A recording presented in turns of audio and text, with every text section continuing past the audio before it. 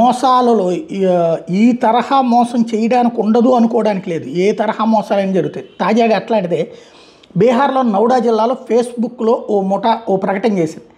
ఏంటంటే గర్భవతుల్ని చేయాలి మీరు, కొంతమందికి పిల్లలు కలగట్లేదు వాళ్ళ భర్తల వల్ల, వాళ్ళు బిడ్డలు కనాలనుకుంటున్నారు కానీ ఆర్టిఫిషియల్ సిస్టమ్ కాదు, డైరెక్ట్గా గర్భవతులు కావాలనుకుంటున్నారు, మీరు ఆరోగ్యంగా ఉంటే మీరు గర్భవతుల్ని చేయొచ్చు, 13 లక్షల రూపాయలు ఇస్తామంటూ ప్రకటించారు.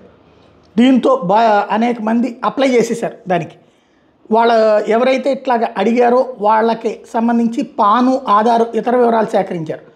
ఆ తర్వాత హోటల్ రూమ్ తీయాలా, అక్కడికి మీకు ఒక అమ్మాయిని సప్లై చేస్తాం, ఆ అమ్మాయినే మీరు గర్భవతిని చేయాల్సి ఉంటుందంటూ హోటల్ గదుల కోసం అంటూ, అద్దెల కోసం అంటూ డబ్బులు వసూలు చేశారు. ఆ తర్వాతన ఏమీ జరగట్లేదు. ఏంటని నిలదీస్తే బ్లాక్మెయిల్ చేయడం ప్రారంభించారు. మీరు లేడీస్ని అట్లా చేస్తున్నారు, ఇట్లా చేస్తున్నారని. ఈ విషయం మీదన ఇప్పుడు పెద్ద చర్చనీయాంశమైంది. All India pregnant job service, playboy service పేరిట జరిగినటువంటి ఈ ప్రకటనల కారణంగా గర్భవతిని చేయడంలో విఫలమైన 5 లక్షలు పొందొచ్చు, గర్భవతిని చేస్తే 13 లక్షలు ఇస్తారు, రిజిస్ట్రేషన్ ఫీజు 799 రూపాయలు, సెక్యూరిటీ డిపాజిట్ 20,000 రూపాయలు అంటూ వాళ్ళు ఇచ్చినటువంటి ప్రకటనతో చాలామంది మోసపోయారు.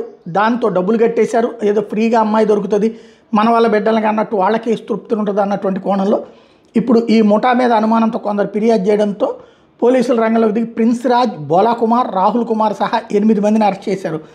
6 మొబైల్ ఫోన్లు స్వాధీనం చేసుకున్నారు. కస్టమర్ల ఫోటోలు, WhatsApp chatting, audio recording, bank లావాదేవీలని గుర్తించారు.